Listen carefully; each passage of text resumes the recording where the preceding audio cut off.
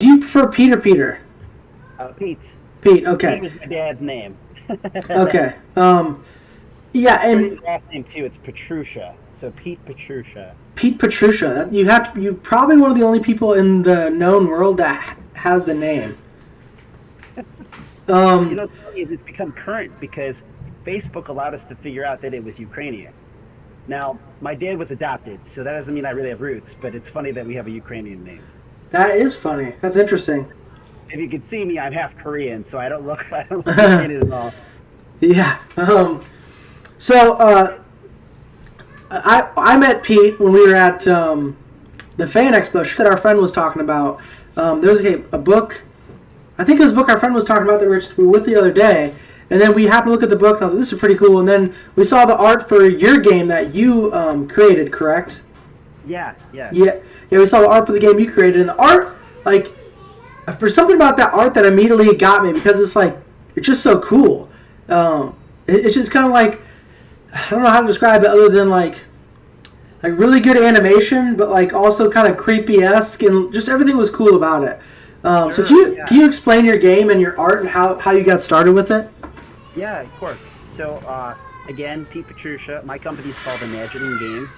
I'm the founder and owner. Was an independent, self-published guy, and then now I've been moving on to publishing more games of my own and of other people's. So, Rest in Pieces is the game we're talking about. It's a game where you play deadbeat roommates that live with the Grim Reaper. It's a slacker sitcom.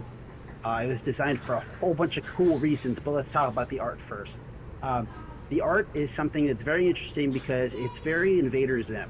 Um, so, without going into over detailing the things that you find in like Invader Zim art of like the thick bold lines and the big heads and the rounded heads and stuff, um, by attaching it to something like an art style that people already recognize, like you said, you got these feelings that it was like good animation, kind of cute. You even said animation, not like, like imagery, like comic book art or something, right? Like it's animation like Invader Zim, right? When you can pull from something that already has these like built-in, ingrained responses like that, um, someone will say animation. They'll say, but it's creepy too, which is exactly what like Johnny the Homicidal Maniac and Invader Zim and all of the work of the name escapes me right now, but of that artist, yeah, who's the creator and artist of those products, um, tries to invoke like it's creepy and cute kind of thing. Exactly. Yeah.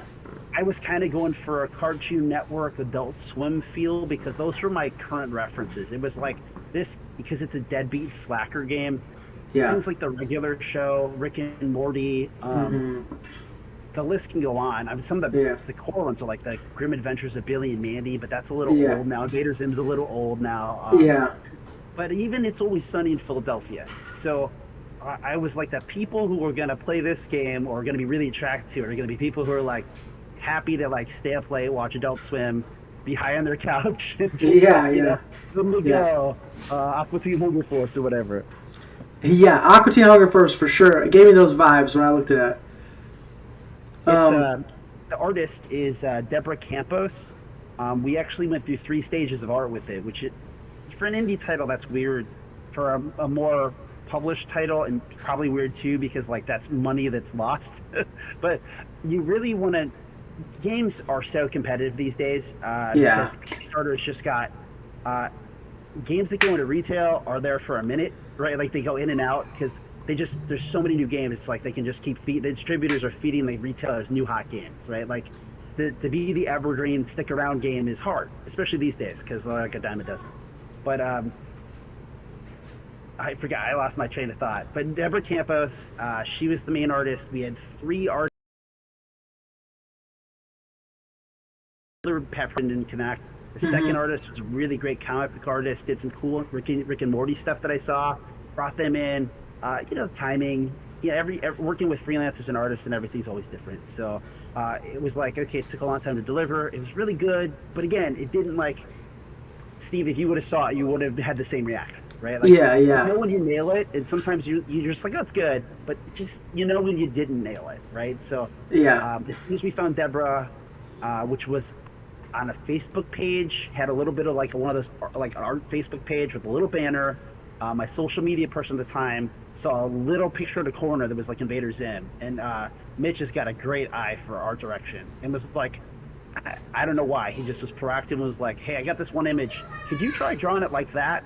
And then I didn't know about it until he showed me the sketches that came back. Like he totally did on his own, and it was incredible. And it was an instant, like we're saying here. Instantly, I was like, if she works, logistically, like everything else, if the price is right, the timing, the fastness, the speed, quality, yada yada yada, this is it. And it did. It was great.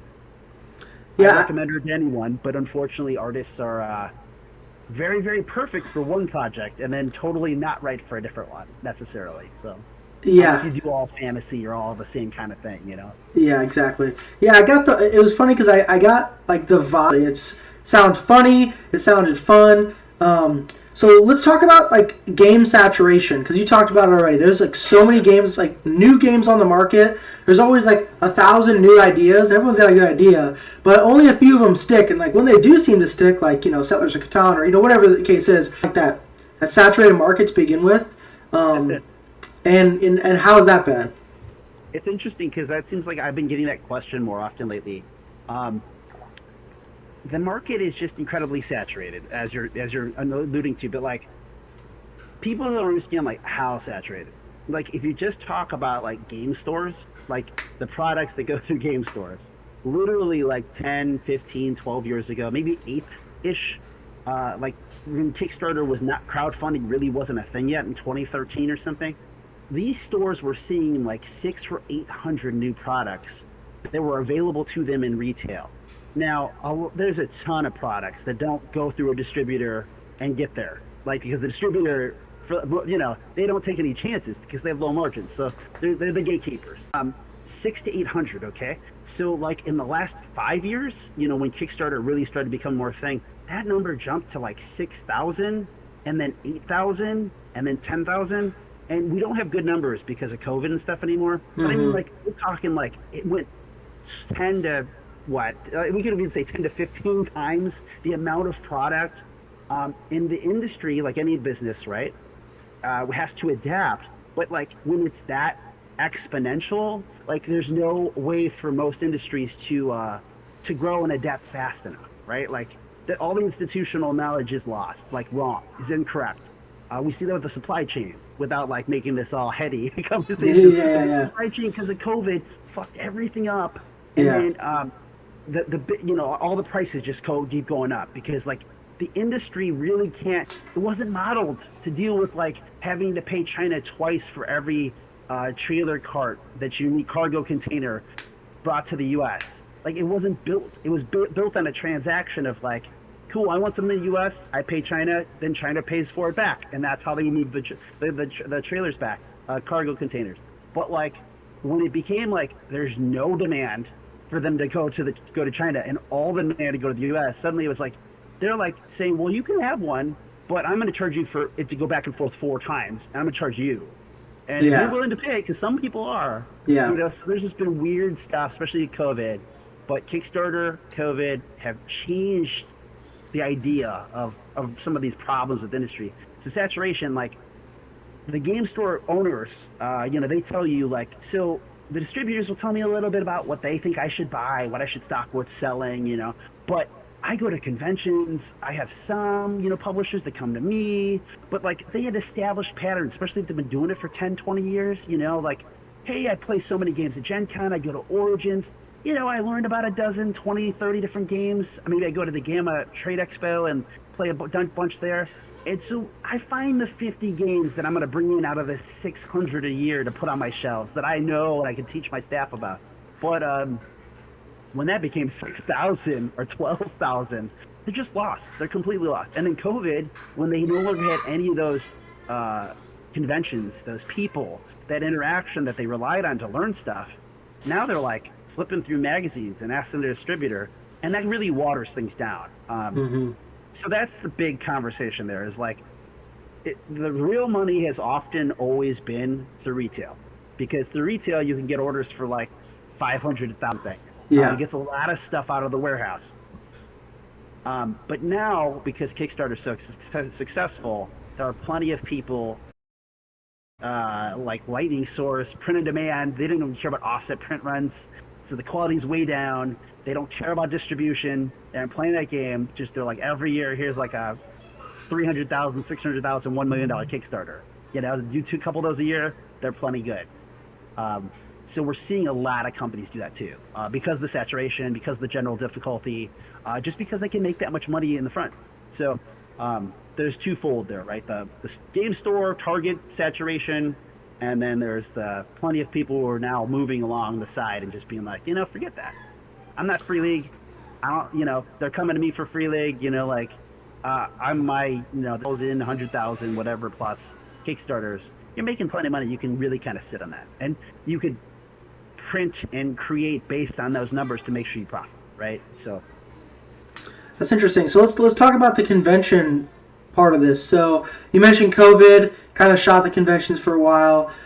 So what has your experience been going to these conventions? You know, when we were there, we obviously saw you. We bought the game. We played the game. We didn't play it correctly, and we'll get to that later. But we had the best time ever with just the general basis and the few cards in front of us.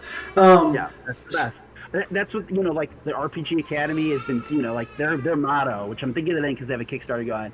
They're like, if you're having fun, you're doing it right. Yeah. And I mean, that's part of it. It's a game. It's meant for you to have fun, right? And if you're having fun, especially, I'm not surprised the role-playing degenerates would love a game where they actually role-play degenerates, right? Yeah. Like, yeah. It was great. Conventions, right? What would you like to know about conventions? Yeah, so, you know, obviously, we're talking about your game. Is that how you get most of the word out there? Because we saw, like, Rest in Pieces, I think both days we were there, we saw Rest in Pieces at the gaming table section. And it was interesting because we saw it the first day, like, man, what's that game? And then we played it that night, which is on Twitch for anybody who hasn't seen it. I think it's on YouTube. It was total debauchery and so much fun. And then the next day we saw it as well. So is that how you get, like, word of mouth out there, is these conventions, or what's the strategy for that? For me, right, like every company has their like niches, or niche is really what it would be, but you know, hopefully you have more than one. Some people are much better with online marketing. Basically, in my case, while I do all of the above, distribution, online, you know, yada, crowdfunding, I've always just done well in the ground game. And there might be something to be said about being a hard worker. You know, it's like the Midwest values of like being a game publisher. And, you know, I was a business student originally, and then I moved to like sociology and stuff when I was in college. But yeah, I don't mind moving boxes. I don't mind, especially telling people about my games. Stuff like, you came here, you geek out about this stuff, and I want to make it because I want you to enjoy it, and I enjoy doing it, and, you know, so it's a win-win, right? Like, and that energy is fuel. Like, it's creative fuel, it's community fuel, it builds the games, it builds, what conventions, they're on vacation, you know, so it's kind of like you were a moment of their vacation, right? You or your game, or, you know, the event that they played, or, you know, the booth that they had a good, you know, good interaction. So, yeah, as you can kind of hear even in my voice, there's just so much energy. Like, COVID happens and you're like, there's like up in the Northwest who are just, you know, introverts with their cup of coffee and, you know, shut-ins. And I am that in a lot of ways. The reason, and it's not like, so I can be like, hey, look at how many titles I have on this page, or, you know, or just for the money. Like, obviously, if you have a business, you want to make money and you want to do well.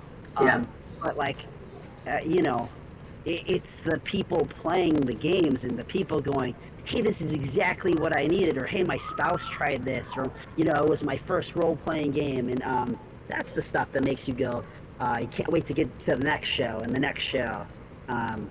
It's just all that reciprocated, you know, energy and passion. Because, you know, obviously at my core, I just love role-playing games. And that's part of even the saturation thing of, like, I would continue to do this even if I had no outlet. As long as I had some outlet. You know, I don't think and worry too much about, like kind of like the door of opportunity shutting. Because I had this great conversation with someone that was basically like, you know, hey, people like you have to, like, knock it out of the park, like, every freaking game. So, like, do you agree? Like, what do you feel about that? And I was like, I don't worry about that. Like, I like to role-play. I like to make role-playing games.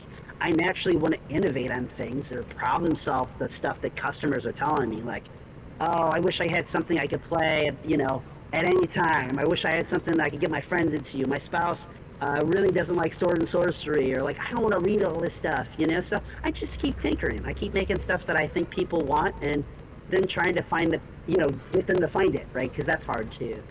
Yeah. So obviously on our channel we talk about Dungeons and Dragons mostly, but what I found nice, one of the big problems in Dungeons and Dragons, well, it's kind of two problems. The biggest problem I hear when I get like, I don't want to say regular people, but non-nerds to play, I don't know how to describe it any better.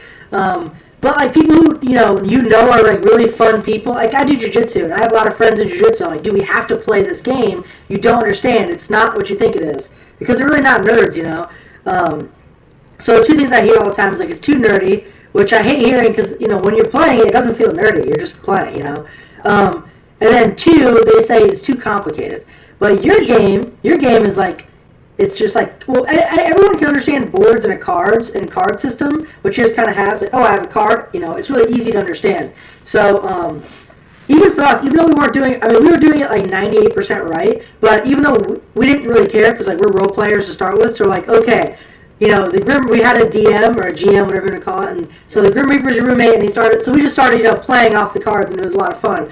But was it important for you to develop like a card system that's super easy, and get people role playing within like, even, older, younger, it doesn't really matter. Anyone can really play this game. Yeah. Yeah, so you're saying a lot of things that like totally went into the game. So the quick history lesson is that Dread, like early 2000s, it's the first Jenga Tower RPG that's like really has commercial success. In Game Fair Origins Award winner like 2006 or something. In the 2010s, like all these streamers, like the Geek and Sundry people, Tabletop, the Renegade folks, they're all finding it for the first time, and they're like streaming about it, like using it for the Halloween special. Sorry, I should have mentioned. So Dread, it uses a Jenga tower. You basically play Jenga in like a slasher film of some kind, where everyone's going to die. And when the tower falls, a person dies, whoever knocks it over. And then it kind of restructures a little bit, and then you keep going. So that basis, as a game designer, was like, oh yeah, cool. But like when I saw like this resurgence of love and affection for it, I was like, man, I had one person talk to me one day about like something they wanted to do with the Jenga tower, and it kind of planted the seed. And then I saw that resurgence, and I was like, it went to my little short list of game design. Like, I'd like to innovate on that. Yeah. If nobody does it, there's a lot of opportunities. Like you said, there's thousands, millions of good ideas, and lots of people following and going after them. But did they finish them? Did they complete them? Yeah. So it was kind of a game design journey to innovate on Dread. Of course, you need a concept. How do you do it? You start researching why they made the choices they did, how far they went with the mechanics, yada, yada, yada. But at PAX Unplugged, the first year, 2017, there was a bunch of new people. They were finding, like, they're tabletop nerds, right? They're there at PAX Unplugged, the Penny Arcade crew. So they kind of get it, but they're, like, looking for games in boxes. So they go by our table, and I was running I was actually just helping sell at that time at a convention booth for the Indie Game Developer Network, which is like a big collection of like indie designers and publishers, like 100+ members. They're all just grouping their money and collective bargaining kind of stuff, so they can have booths in expensive places and things. So I was just like, I had my first game, Dream Chaser. This great game that, like, again, some of the stuff you said, like, the players never have to open the book, so they don't need to know anything about the game. Like, so the game master is not relying on them to learn the game or something. But the game master walks them through character creation together, where they like make the story basically, the characters they want, and then they hand it to the game master. Go, run me this game. It's like 3 sessions. These are the points you got to hit. It's about this. We all made characters for this, and maybe it's the like lift Thor's hammer or write a New York Times bestseller, but like it's whatever they want out of a role-playing game. Like instead of like find a game that fits, like it can be the game that fits. So, but these people are like, these are games. These are just books. And I'm like, yeah, they're like role-playing games. Like, oh, like D&D, yeah. So, like, you can do, they're calling it role-playing D&D. Like, oh, yeah. You can play vampires in D&D? Oh, wow, that's cool. Look at this. You're like cats in D&D. And I'm just watching in horror. It's like up and down the vehicle.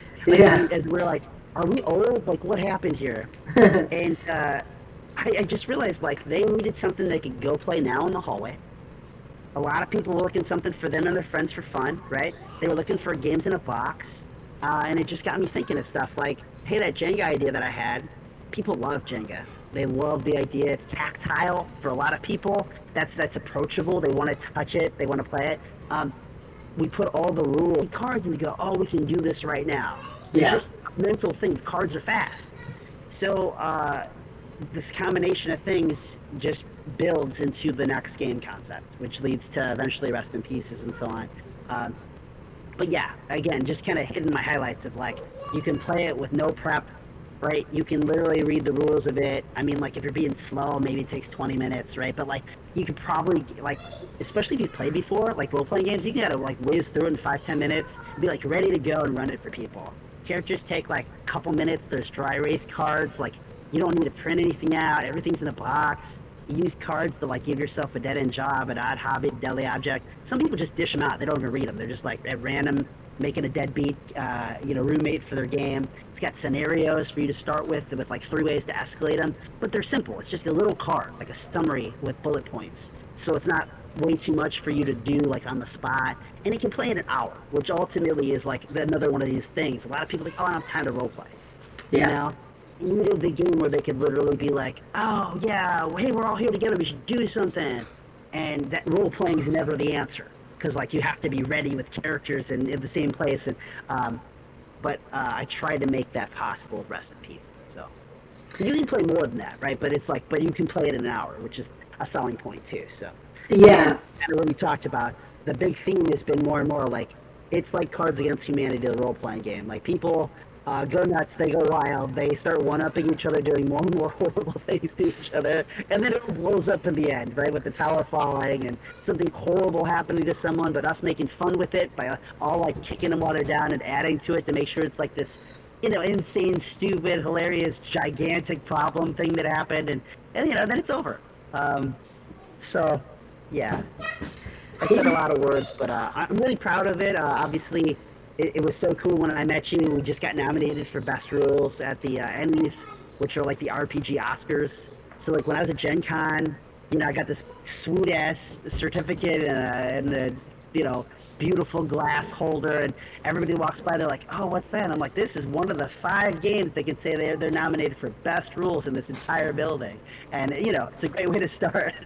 So, Yeah, no, congratulations, because, with everything so saturated, with everything we just spoke about, but, I think it's genius. I think what you do is genius because, we have cards, we have a whiteboard, but, like, the Jenga thing might be, like, super genius, I'm thinking, because everyone automatically is so, like, it's not just Jenga. I mean, obviously, everyone understands Jenga's fun and everything, but it's, like, a symbol of, like, when the tower falls, like, shit, it's, like, such a, I don't know, I think that was such a clever idea to rebrand it into like this scenario.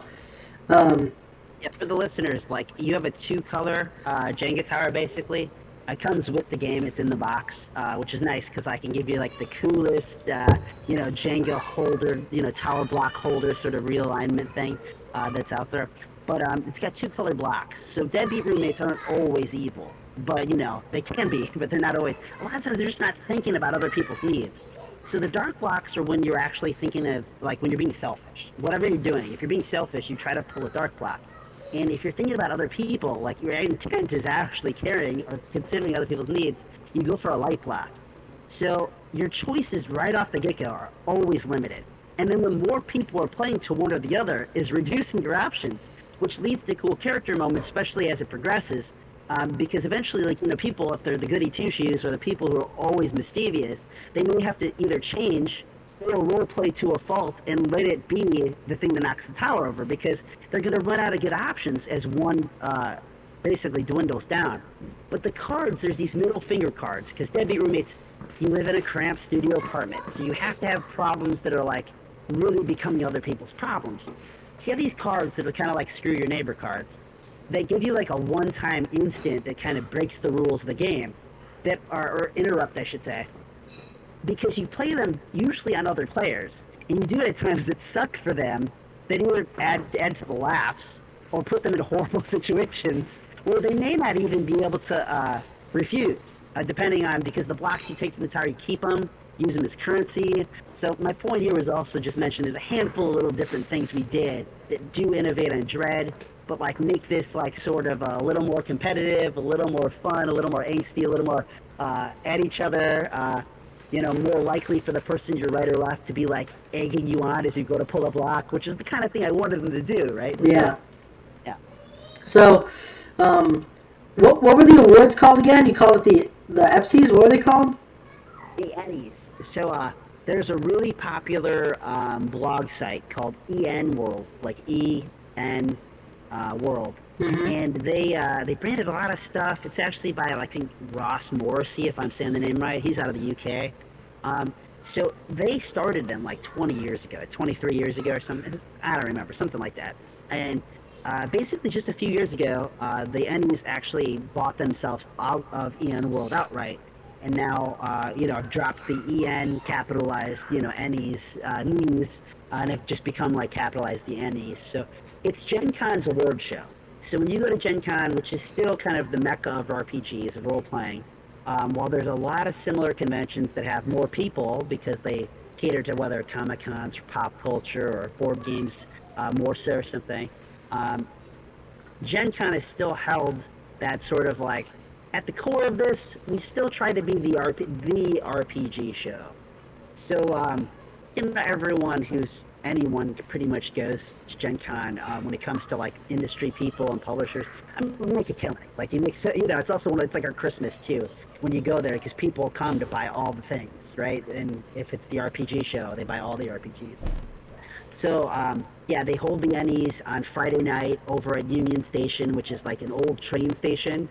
It's this huge grand hall, and there's like a mixer, and they auction off all the books that were submitted and products that were submitted. Everyone's welcome. It's a cool thing.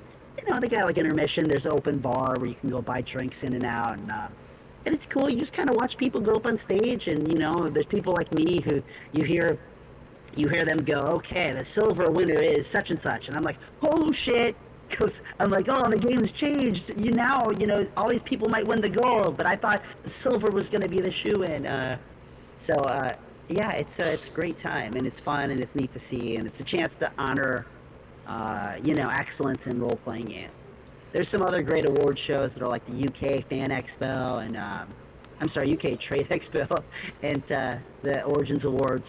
But those usually it's like, you kind of get, there's the one RPG award, out of all the different kinds of games, mm-hmm. right? So, Gen Con's the one with the Ennies that really breaks it out. There's, best layout, best monster supplement, best rules in this case, best game, best product, interior art, cover art, yada, yada, yada. So, do you get a phone call note saying that you're nominated? Is that how it works? Or did you get an email, or? Well, that was the best part. You actually don't get anything immediately. They do email you afterwards. But when I was at Fan Expo Chicago, when I met you, the day before that Friday, I got a Facebook Messenger post, and it was from a friend. Because it was like 11-ish Central Standard Time. They announced all of the nominations. So they just put on their website. Okay. Here you go. Here's the 5 nominees for 22 different categories, and just released. So I get this, congrats on the nod.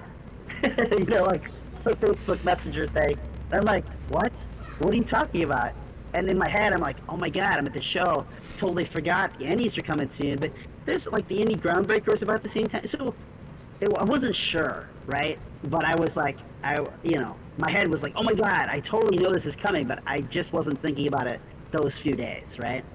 And it's my first Emmy nomination, so that's, it's just, like I said, you could imagine, right, if whatever you're most into, whether it's jiu-jitsu or RPGs, if there was, like, at the top, if all the most important people heard your name or saw your name as one of the nominees amongst them, you're just like, it's the coolest recognition ever. And in my case, since I set out to innovate on another design, a rules design, to try to see if I could make a new twist, improve on it, do something cool with it, there's no greater validation, right? Without this, literally, like, years from now, I still have been like, I think maybe I pulled it off. I think it was cool.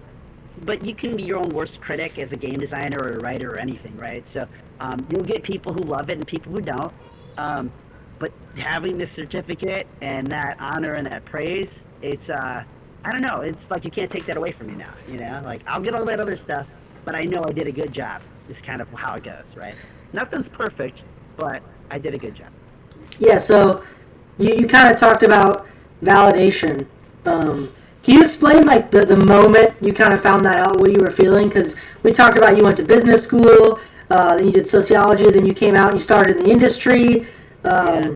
You've kind of been, like you said, you've kind of been going to these conventions, boots on the ground style, and you kind of, the word that came to your mind was validation. Is that how you feel? You look back to all the hours, all the conventions, all the new ideas, all the finding artists, I mean, the organizing your team, like, is that what the feeling was validation, or were you just satisfied, or were you excited for the next thing? What were the feelings going through your mind when you finally did find out, like, hey, there's some appreciation coming my way? It's probably like, I'm trying to think of the other great moments. It's like when you ask a person out and they say yes. Maybe it's like your first kiss. Maybe it's you get that promotion that you've been like fighting for. Maybe it's you get that acceptance letter. Like it's just one of those moments where like you just kind of like the weight falls off your shoulders. You just kind of laugh to yourself whether or not anyone's watching or listening. You just get a big smile on your face, and like nobody can take it away from you. You're just like it. Everything today, like today I won. You know what I mean? For whatever it is, this one, one of these things. I don't know if it's the lotto, because I haven't won the lotto, right? Yeah. It's one of those moments where you just feel like you got super lucky almost, right? Like something, everything went your way. And yeah, there's just a complete happiness. So the validation, the reason why there's that word, I was also nominated with a friend of mine named Craig Campbell. He was also a nominee for Best Rules for his game called Good Strong Hands. Lately, I've been thinking about how cool is it that, like, me and a friend of mine, out of, like, thousands of things submitted from all over the world, literally, were in that same 5, right? Like when for Best Rules, which is, like, one of the stronger, better categories, right? Especially as a game designer. Like, it's a whole other thing to be like, I'm the game publisher or something, and, like, I don't really make the games. I just kind of publish them, and then you get Best Art or whatever. Like, in this case, it's like, no, that says my name, because that's the part I did, which is, it's extra cool. But, Craig and I, just name dropping more with him is like, we spend like countless hours, like you just spend all kinds of hours. Now, as you would, I'm sure you could totally relate to, like you love doing this, right? You love everything about it. Like, and as a kid and as an adult and a teenager, like the whole span of life leading up to this, like, I would do this for free. It's the kind of thing you would say about it, right? Because you're just happy to contribute to something that gave you so much joy, to build on it, to make games, and if people are paying you anything, you'd be happy, right? So, yeah. But, over time, you can't help but, like, especially with business, like making stuff, like, it becomes work on all different kinds of levels. It takes a lot of time from your family. We both have day jobs, like Craig and I, and, like, there's just a lot of hours and a lot of sacrifice and a lot of things, and going to the shows, and like all this time and attention you're putting towards it, you could put towards other things, make more money, or be more successful in some other way. But this is the way you care, right? This is the stuff you want to give back. You want to contribute. You want to build, right? You want more people to learn about role-playing games. So validation is kind of like, it's that feeling of like, hey, it was all worth something, because somebody eventually, more than just, like, the awards in that case were like a group of people, and all of these, amongst all of the other people that are out there, hustling and working hard, somebody recognized that you and this deserved to be noted, right? So, and that's just all it is. It's just recognition at the end of the day. It's a certificate, it's a piece of paper, or in a medal for certain people, But a stranger did that, right? And went through a lot of effort to do that, and put a whole ceremony and show, and networking, all these events to do that. And they did it in front of all my peers. So that's, and as a business owner, right, like there's the added level too. You're like, okay, we're going to sell more at Gen Con. We're going to sell more down the future. Nobody can take that away from me. I now can say I'm an Emmy nominated game designer or game publisher.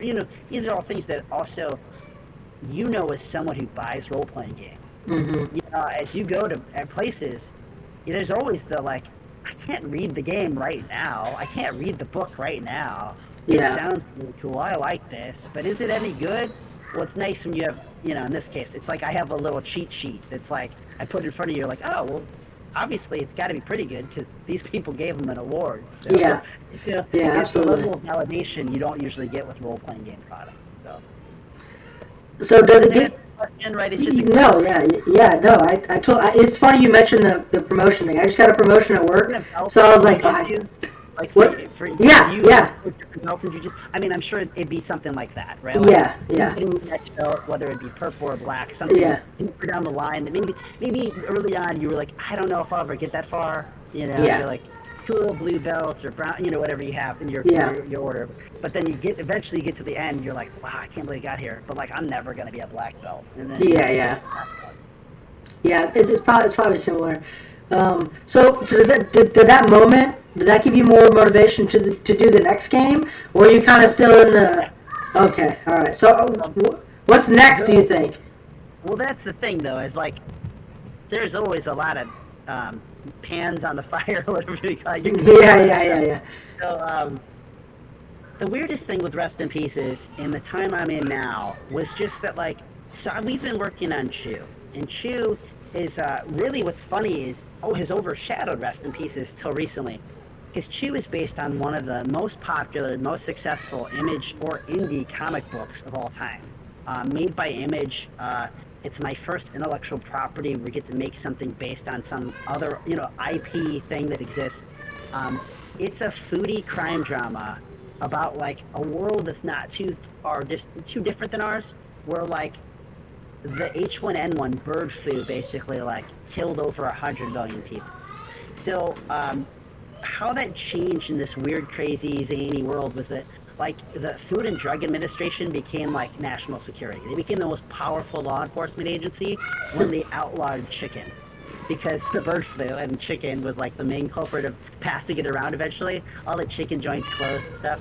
But if you outlawed chicken, like it was like prohibition.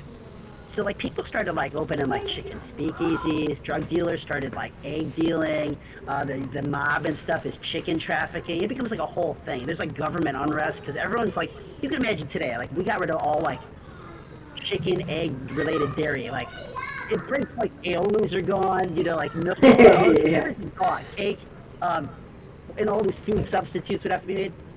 So anyway, it's crazy, it's fun, it's kind of gory at times. You play FDA agents in this weird time that are dealing with the poultry prohibition, but also like food-powered criminals, because it's a weird world where like some people can eat or cook things and have an ability, but they're all like oddly specific. Like maybe the more you consume of something, the more of its past and history you can see. NASA. And it sounds like the coolest game I've ever heard of. Yeah. So anyway, if you go to Image Comics, you type in Chew, CHEW. You can read the first comic for free online. There's 60 issues. It's done. It's amazing. It's like because every comic book was like complete. Like compared to all the binging stuff we watch today, where you're like, oh, we got 12 episodes to tell the story. It felt like every issue you'd open it, you'd be like, oh, well, this is where we're going with the story for the next 3 or 4 or 5 issues, and then it'd be done. And you're like, what? And then the next one, you're like, well, how are we going to top that? And they did it for like 60 issues. Now there's some arcs, clearly, but like. You just never knew what you were going to get in a good way. Action-packed, funny, but characters could die. Chemistry as the characters start like building on each other and have relationships. The world's so weird. You never know what food power is going to show up. There's like cannibalism because some of the things people start eating other people to have like this Highlander effect. The few that can eat other people and get their powers. And it's so cool. I'm getting like that.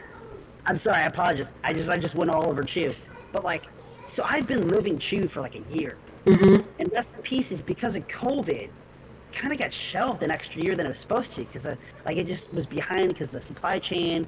It kind of like it's like a sleeper. It starts showing up the backers like in January of this year. It's like 3 months late, 5 months late, something like that, depending on who you are and what you ordered. And then stuff you got, we'll sell that for now. So the game's like doing well. I'm like, wow, I'm selling like all these copies, and it's great. Because I'd love to do another print run. I'm like, I'd like to reprint it. There's a couple things I'd like to like improve. Just little things, right? Like the packaging on the card decks. I'd like the little tab on there that I didn't think of. Mm-hmm. Just stuff.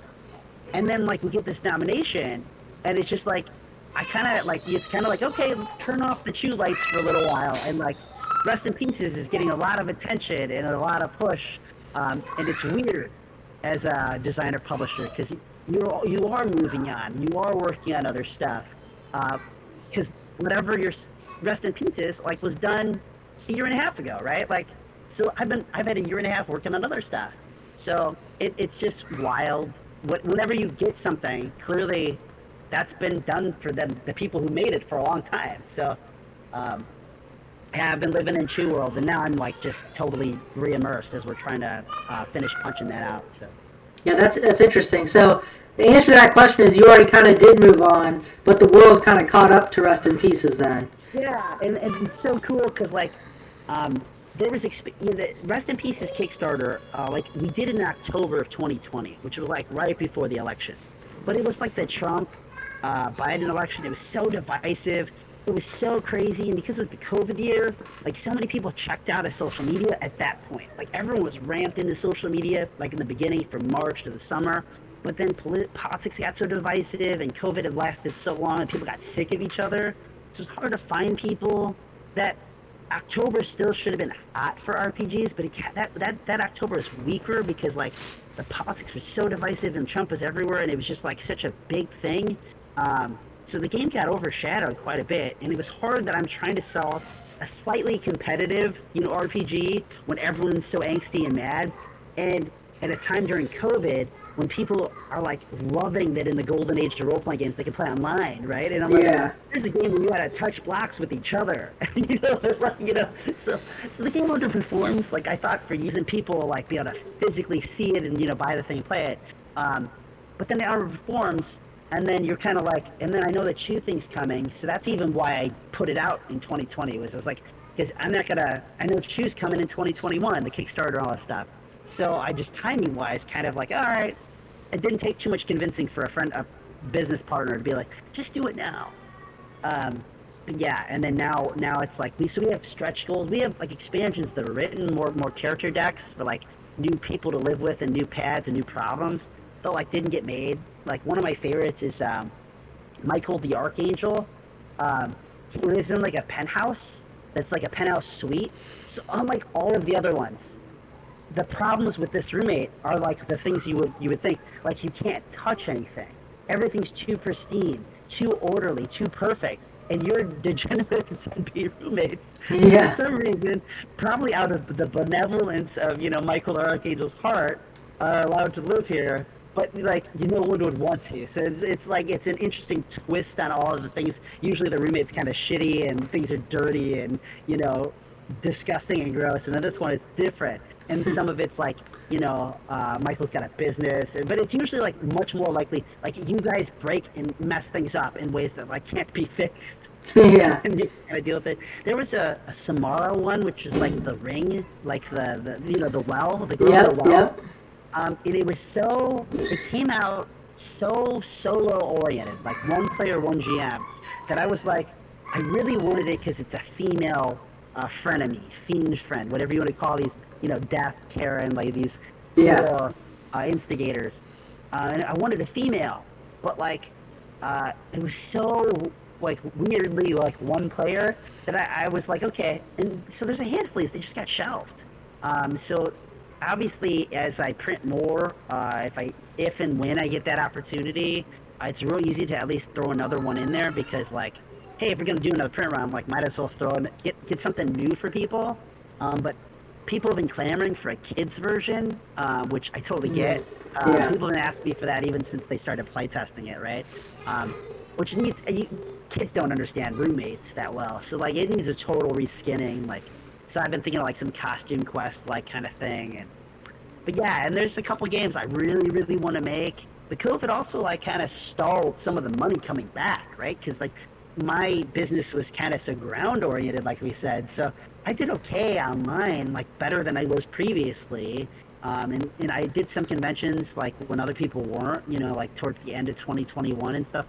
But yeah. So like I've kind of been recouping the coffers a little bit because I spent all this money on Chew for marketing and production and like getting it out there. And while I hadn't got any of the money really back from the last game, and I didn't get the Kickstarter money that would really have put me in a good place to write it out. So, and I don't put myself in a bad place, me or my family. So it's within the business. Mm-hmm. But now we're starting to get in that place too, where I'm like, okay, I'm starting to stack some dollars again, and that's what I want, because I have some ideas. I want to throw some money at some people and see if they'll let me, make their game, right? So, the new one that you would appreciate, I think, because it's kind of come out. It's really been tickling my mind lately. It's totally like far-fetched though, like a Don't Starve role playing. Like, I came out of the blue, and I don't remember why we were talking about it. I was talking with like a kind of an intern friend of mine that I'm just kind of like bringing in, and it was just me tossing it around. And over time, I'm like, I really am like intrigued by this. Like, your skills would all be kind of craft oriented. Is your route kind of more the magic or the science or the kind of beat people up to do stuff? And like this idea that you're like trapped on this weird twisted island, but like you find other survivors and you'd have to like group up together. And it could even have, there's all these mechanics now with all these solo journaling games, or even prompts that you could even or games like The Quiet Year, you could have a deck there that kind of like pastes certain things that happen, because one of the things with Don't Starve is the seasons. And when the seasons come, like everything about the game dynamic kind of changes of you building a camp, and like now you need hot clothes for the summer, otherwise you're going to dehydrate. And so I just, before I knew it, I was like, it was kind of just a thought, and then now I'm like, this sounds like a freaking great game. Like it was so much fun, so different and weird. I don't know if it'd be like a huge success. It would be successful, but I don't know if it'd be like, it either would just like fly to the moon, or it would be like, oh yeah, that was really cool and neat, but so weird. Like it's like one shot for a lot of people. Yeah. Play it, or you all die. But yeah, so I've been just going in and out of that lately. Like, just can't get out of my head. So. Chew, the way you describe Chew, it gives me like the same vibes as, I don't know if you're familiar with South Park. Oh sure, yeah. The episode where they shut down KFC, and KFC becomes like underground KFC. I got like those mad vibes, and it's like the funniest, like that's like the coolest story. Like I think I'm definitely gonna get Chew and play it now. Yeah. So go read the comics. You can get the stuff on Amazon, like the volumes. There's 12 volumes, and they're freaking great. They're, like I said, they're funny. They're dark though at times. Sometimes they get twisted, but all the characters start mingling and meshing. There's like family value stuff going on. Sometimes there's female leads as the story switches to different people. It just kind of did. It broke all the rules. Like, you can't make something for everyone. Well, in some ways they did. Like, they pulled it off. But yeah, for sure. Like, go read a couple of those volumes. It'll cost you like, $10-15, and you'll be really thankful you did. If you like the game, the pre-orders are all in GameFound for Chew, because Kickstarter was a while ago. But if you go to my website, Imagining Games, there's the announcement banner at the top, or if you read the Chew page, it's the home page, there's a link there. But yeah, like we did all kinds of stuff. There's 2 books. One's kind of like, it's fashioned after Forge in the Dark games, so Blades in the Dark. So those people, that audience is used to a book that's like a game book. It's, about like 250 pages. It's a 6x9. It's mostly rules. A lot of setting is kind of like loose, open concept. So with ours, obviously we have all kinds of changes, things we did to make it Chew. But like we didn't want to cram it with like endless amounts of like comic factions and all kinds of stuff, weird world settings and things, because that wasn't very much what that game audience looks for. So we made a second book called the Chewniverse. It's the first supplement. They really kind of like, you don't want to be the FDA, let's talk more about the USDA, let's talk about NASA, let's talk about, what about if we want to be like Jello assassins, or some weird like ancient martial arts tradition that fights with like salad utensils, just weird stuff that's all in Chew. Like if you read the account, you'll see all this kind of crazy stuff. Powers of gelatin, like with our powers combined, we can make like Jello shots or whatever, like, so it just goes all over the place with the weird stuff. There's a dry erase corkboard that's like an investigation corkboard, like you would draw strings and you can Post-its and use dry erase markers. There's a chicken bucket dice cup that's got like chicken dice. They're just D6s with like chicken drumsticks and wings on the 6s. But the bucket is the brand from the comics. So Mother Cluckers was like their KFC. So it's like a Mother Cluckers bucket with the dice in it. So, just great stuff. So is this pre-order or can you buy it now? It's all pre-order. Yeah. Okay. So we're the goal right now is to get these PDFs out in the next. I've been saying 45 days because I don't want to say a month. But yeah, and then hopefully the goal is then to have everything kind of out for purchase like the beginning of the year. Backers getting it like Christmas or the beginning of the year, wherever it falls. What are the chances? And if it's a no, I totally understand. What are the chances we can get the rules to the game so we can play one live beforehand?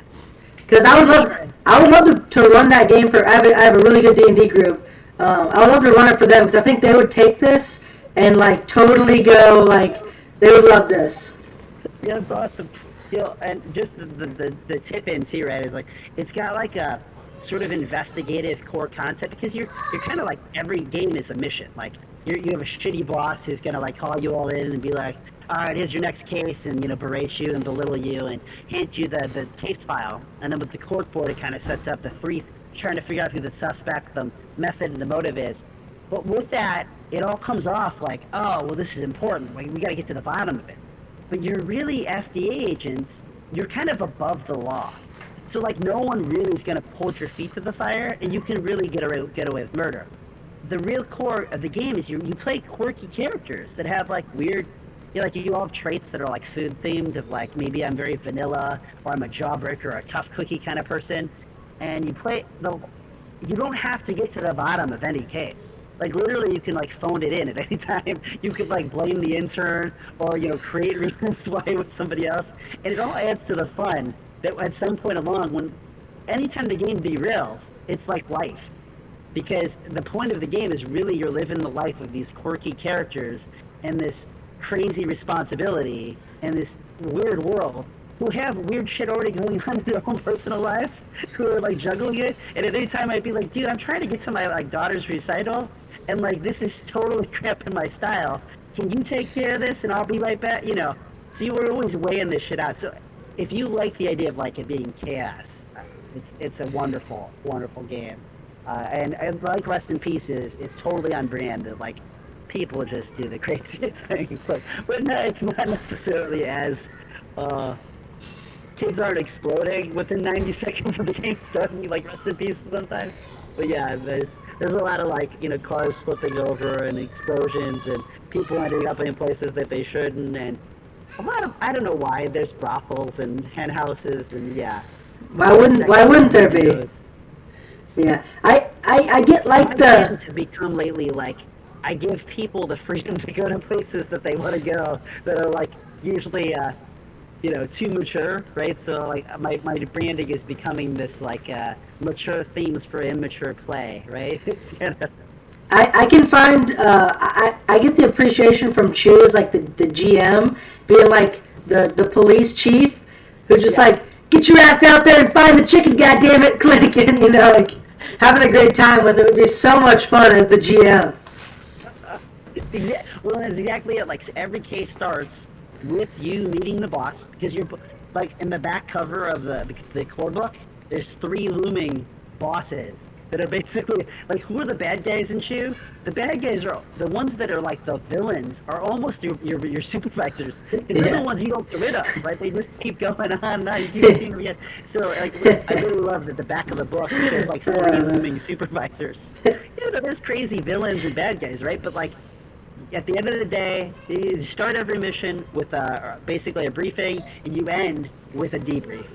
So every time, there's always opportunities to be belittled and told how much you suck and how small you are. Or, and the varying different kinds of bosses. Like, they all suck for some reason. Whether they're the too nice, don't actually, they like, can't directly tell you anything, keep you smug. Or they're the ones who are like, secretly try to have the hots for you. Not secretly. Like, everyone knows they have the hots for you. It's inappropriate all the time.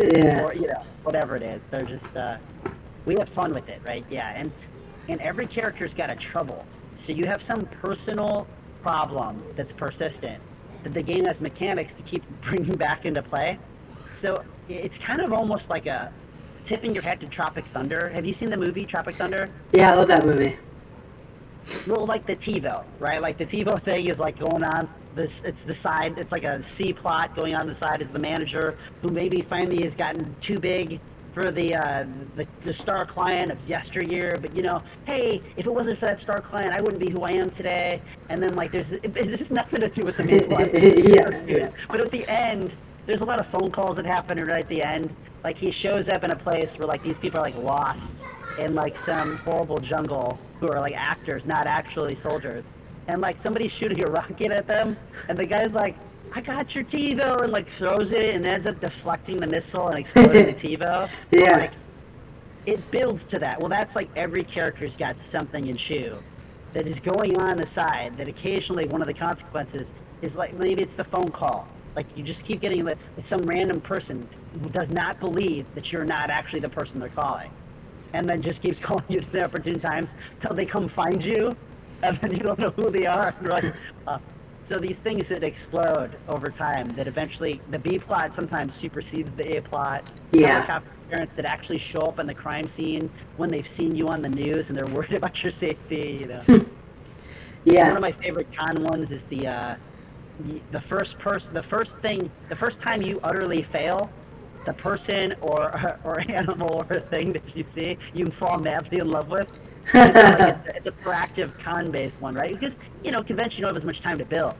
But then it's funny because I've seen people, like, hopelessly fall in love with, like, a wolf. It's just, like, it's stupid stuff. It just derails the game in a different way. You're like... Yeah. I see so many, like, options with this, like the police chief could end up being the person who was responsible for the fucking chicken this whole time. Yeah.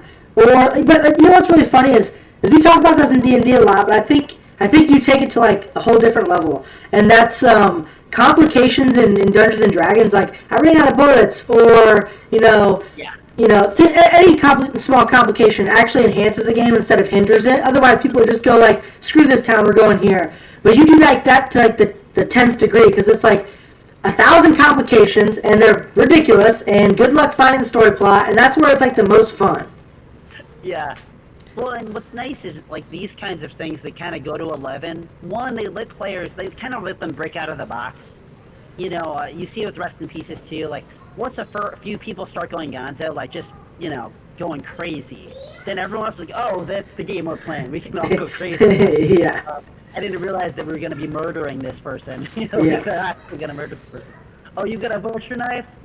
I got these, flails. You're like, what? Just where people go, they get permission almost, right? Which can help, like you said, sometimes with D&D we get more casual players. We're kind of like, hey, I just want to hang with my friends. They're not totally into the game necessarily. Yeah. They're kind of another member of like the team sport. So sometimes things like this kind of open the door and elevate everyone. And with Shu, it's I only feel bad sometimes when people are like, oh, I really wanted to figure out what was going on with this plot. Instead of getting to the end of the case, or they're like really trying to figure it out, because it's got that core. Some people, if you're having fun, like there's no wrong way to play. But sometimes I've seen people like, and then that one person's like mad because they're getting totally derailed because like the other person's got all kinds of crazy stuff. PSA and But the fun is that like Shu also lets them kind of like build the story. It tries to keep saying like, hey, I know you as a game master might want more story of a crutch. Like when we wrote the adventures, they're written for people who need a whole adventure, but the core of it is like, let the players break it and go wherever they're going, and none of this has to be true, right? But it'll carry you along as long as you need it, right? Like, so for people who are gonna just have people who are just gonna like write it, and if they want the experience where they're just gonna like try to solve this case, they can do that. But for most people, it'll get everyone together, give them a case, give them some wild ideas, some places to go, and then they'll take it to whatever end they take it, whether it has anything to do with anything we wrote in there or not. Because just pick your prep. Your prep don't matter, right? It's our game eventually. And that's exactly right. Yeah, that's exactly right. Otherwise, you're stalling, And that's a bad GM habit, but I've had every one of the bad GM habits at some point in my life. So you know what's interesting is I actually just want the rules and the supplement you talked about, because I would love to just make like my own city and my own police force with all these complications and rules, and just like I want to see where this goes because I think that'd be really fun. Yeah, Well, and like, there's nothing stopping you. I mean, you can even sell that shit. You know, I see it every day, especially with stuff like Zine Quest. You know, one of the cool concepts a friend of mine brought up a long time ago was like a game. The idea of the game was like, this game is only about stories and castles. But then it was neat because you could kind of have like a book of almost prompts, it's like chapters or pages for like different rooms with different things or places going on. But it was neat with the idea of it being like, hey, we are saying this is only about castles or airplanes. So you could totally take the premise and do something else. But but it was neat because like that's a whole different way of framing a game or characters or a thing of like what stories can be told in certain places or certain things. But then having all kinds of support for it because it's built on like the different locations of a place like that and what could come about in those areas. So when you say that, like building a city with all kinds of crazy stuff totally makes sense to me. And if it works for, it's system neutral, you know, like it can work for everyone who plays D&D, no matter the edition or Pathfinder or Dungeon World or Mazes. Yeah, no, I mean, I was talking about Chew. I want to play like the rule set and the yeah, we need to make more cities for Chew. I'm always like, there's so many good ideas, endless places. Whether it's going overseas, especially because like cuisine, that's the big allure for us. Is like, where do we want to like spend our time like writing about setting? Is like, what kind of food scenes are there, right? Like so places like Louisiana or going to Paris. These kinds of things make a lot of sense because they elicit all kinds of great ideas as a game master of like what food powers would come out of these foods, or like. Yeah, that's interesting. Okay, I'm not going to keep you too long. I like to ask this last question, and that is, where do you see yourself with? It's your fault. Like I'm the non-stop talking guy, so. Oh no, this has been great. But where do you see yourself going with not D&D with role playing games and games creating in the next 5, 10, and 15 years? Wow, I've never had anyone ask me that. I've heard like maybe I've heard like 5, 10, but it'd be like a person, like one of my people I kind of work with. Yeah. Like that, and that's where something like it wasn't too long ago, like a year or two ago, that I was like, yeah, well, I mean, the next big thing would be like getting nominated for an Emmy, and then it happened, right? Yeah. Which is one of those things that's like out of your control. So I mean, you say the grandest dream, and I'm just going to start there, right? Is the grandest dream is that, truth be told, at least from my vantage point, is that Hasbro, Wizards of the Coast, Dungeons and Dragons has not done a good job of being the flag bearer for this industry for a very long time. And what I mean by that is clearly like they are the people everyone is looking at. They are the creation team and the designers and the physical product, and they're the Kleenex of our tissue paper, right? Literally telling me about the problem I had at PAX, where they're like, what kind of D&D is this? And it sucks because it's even worse now because since they've been bought by corporate America, the purse strings are even tighter than it used to be on like what they can kind of do and where they can go.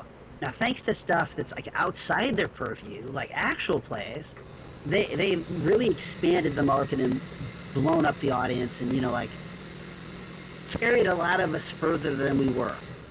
But I don't feel like in many ways it had anything to do with them. Yeah. So I mean, the dream is always whether it be Free League or Magpie with Avatar, or imagining games one day with a handful more titles of with the luck of the dice, is that like where are the commercials? Where are the ad campaigns? Where's the outreach? How do we make this mainstream? Like it's becoming more and more so all the time, and there are reasons to believe the products are flawed in a lot of ways. Like there are plenty of people who will buy one $60 role-playing game or $120 and 3 books of D&D and be good for years. So there are some problems with the business model.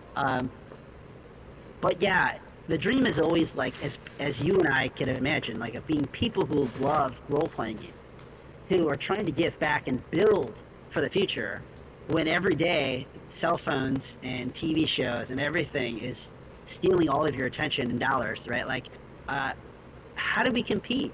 you know, and how do we continue to make this a thing that doesn't go away anytime soon? Because I think it still has so much value to give. Not because I'm, you know, just holding on for dear life, but don't take my role-playing games. But Yeah. like, there's so many people that they don't even know still. All those people you said that are like, it's too nerdy. You know, so many more people today are not saying that than there used to be. But there's still a lot saying it, right? So, you know, the dream would be, right, especially when you say like 5, 10, 15, right, would be either to be a part of that, whether it be like, you know, working with the company to try to, like, that it's successful enough that we're able to do more, right? Or we can build more ground teams that are more and more places. Like, one of the things I even do with conventions, like, I go to Fan Expo Chicago, you know, and by that I mean, like, not that specific convention, but most of our other game companies do not go to Fan Expos, Comic-Con, anime shows. And I've been saying for a while, like, it's a broke mentality waiting for everyone to come to us. All these people, they may play, they're interested, they're tangential, right? They like other geeky, nerdy stuff. The too nerdy is probably not their problem. But we have to go to them. So the grandest dream would be to build, right? Like, even what you're doing with RP, you know, the role-playing degenerates, like, you're building community. Well, if we can continue to build community in more places all over, where, you know, there are little gaming conventions all over the place, or where every little weird convention has, you know, tabletop games, and people who don't make you feel weird for trying playing them, right? People that maybe look like, you know, people, you know, groups with women and people of color, and, you know, like different age categories, so no one feels like they'd be the weird person. But yeah, I mean, that's when we're dreaming, right? But other than that, yeah, I just hope that in 5 to 10 years that I'm still doing this, that I'm retired from my day job with a decent, you know, crutch that I can, you know, sort of a pension thing that I can kind of like lean on if 10 times get lean, but that I could do this full time, that I have, you know, you're trying to build staff now. It's really trying to build more talent, because I started really in 2016. The first game came out in 2017, but 5-6 years in, you know, I'm like in that place where I'm beyond what I can do, you know, like, so it's about the growth of adding people, finding quality people to help me take up responsibilities and grow outward. But you're still in that weird, awkward place where there's like quite a bit of money coming in, but it's not like I can pay a staff to full time. Yeah. Put your jobs, right? So, and unfortunately, it's kind of, the people who get there either have I'm one, you know, $500,000 Kickstarter away, or, you know, $250,000 Kickstarter away. But making a good game isn't enough. There's a bit of luck that comes with those. You know, every one of those Kickstarters, still, there's a bit of luck. Does this one do what you think, or half what you think, or 10 times what you think? That part's the roll of the dice still. Like, even with a good idea, even with a lot of marketing or the good people behind it, some things just take off and some things don't, and there's not even good reasons for it, you know? Yeah, no, I can understand that. But one thing I want to do, I'd love to have a actual, like, I used to dream about having like a game store, like, but not store, but like literally like a place where people could come.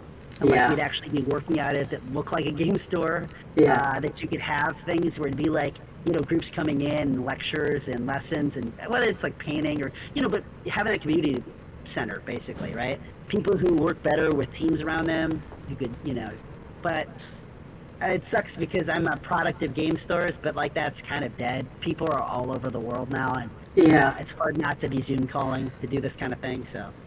For sure. But one thing I want to really do is I really want to DM a Chew game. So maybe we'll set something up. I'm not sure, but usually what happens in my D&D campaign, I have like 3 campaigns going right now, and usually what happens is like every quarter or every story arc, we take a small break, and I usually let somebody else do a one shot. But what I think I want to do next time in that break is I actually want to do I want to DM a one shot of Chew, and I want to record it, because I have a really good group, and I think it'd be really fun to watch. Really I just think Chew, like, I wanted to talk about Rest in Pieces, but now that we're talking about Chew, I'm like kind of enthralled by it. I think there's so much fun stuff to do with Chew that I really want to DM my group with it and just be like the worst chief boss to them and make them do missions, I think it'd make the most fun game. So we're gonna have to set that up. But Yeah. otherwise, man, I really appreciate you coming on, and I think a lot of people are gonna watch this and really connect with what you're doing, and yeah, I really appreciate you coming on. Hey, thank you so much. I'm so happy we met. You know, like you said, it was a chance encounter in that way. But you know, my team at the booth was also like, we make games for you. If you're wearing shirts that say Role Playing Game Degenerates, RPG Degenerates, RPD in this case, right? It's just like you were totally our people. So yeah, for sure. It's really cool that we met you all and that you all had your shirts on. That even cemented it further. Thank you as a representative for like buying the game and then playing it on stream like the same day. You're a testament to what it can be. Yes, so thank you, and thank you for like we said, we talked a lot about community. Like, thank you for being a part of building a community because, like this award thing, the validation's important, and there's a lot that goes into whether it's podcasting, Discord, being the manager of the group, even the social media person posting all the time when it's at certain times with certain content for certain reasons. So kudos to you, man. No, yeah, I appreciate it. For everybody listening, watching, we're going to do some more of this on TikTok and talk about the game because I really want to. But also go out there and get the game. We played Rest in Pieces, and we had, if you go back and watch our Twitch, it was like 3 in the morning too. We were super tired, but having the greatest time of our life. So check them out. Where can they check you out at really quick? Where can they get all your content? Where can they find all your games? So my game company is Imagining Games, so you can go to imagininggames.com. All my social links are there, whether it's Twitter, Instagram, or Facebook. You can go to, we do sell with WebStore. I do sell other games beyond mine, so there's a handful of other award-winning or award-nominated games. You get free shipping when you buy any 2 things, so for a lot of people, that's a sweet deal because the internet and shipping can cost an arm and a leg. But yeah, go over there. Like I mentioned, the pre-orders for Chew, you can find the links there on the announcement bar, or if you're reading the Chew stuff, Rest in Pieces is clearly there. My first game, Dream Chaser, that was another thing. I mentioned it earlier, but we totally sold out. Like my print was gone. These 2 games accelerated it. Sometime I was like, we got copies for a while, and then it was the beginning of this year. I was like, wait, that's gonna sell out really soon. Like it just kind of, I was on my radar until it wasn't, and then it surprised me. And at Gen Con, we sold the last copy. So wow, that's awesome. Now I got weird problems too, where I'm like, the price of printing and everything is really expensive right now, so I can't really reprint it because it's so beautiful. Like it would cost like double what it used to cost to make that book. But yeah. So you can find other great games there too. We got Mazes. I just got the whole Monsters and Other Childish Things line there. That's like Pete Petruccia favorite game. Like one of my favorites. You mentioned South Park. You play South Park, but like South Park meets Cthulhu. Like nice. Kids that have monsters that are like pets, but they're like weird Cthulhu, like world-bending pets. And, you have problems like curfew and getting yelled at by your mom, but like you're Cthulhu or you're like giant vortex that like eats planets. Just all it knows is to destroy your school. And you're like, no, Vortex, don't destroy my school. then I won't ever become an astronaut one day. But it's such a cool, again, clearly, if you love Rest in Pieces and you like Chew, this is one of the games that led to this guy to make that kind of stuff. Because I was like, that's where I got my sick, twisted, creepy, and cute game. That's awesome. So everyone, you just heard it. Imagining Games, check them out. Otherwise, thanks for coming on, and everyone keep rolling dice, or in this case, just keep